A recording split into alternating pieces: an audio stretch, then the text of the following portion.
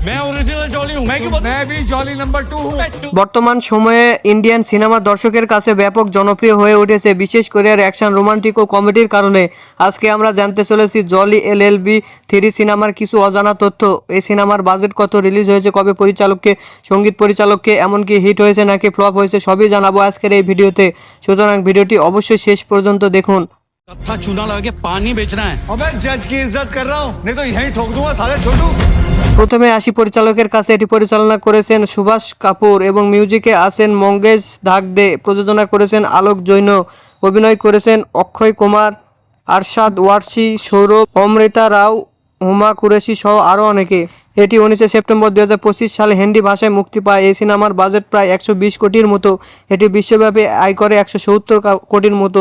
সেই সাথে সিনেমাটি হিট উপাধি পায়। এটি এখন দেখতে হলে ওটিটি প্ল্যাটফর্ম নেটফ্লিক্সে দেখা যাবে।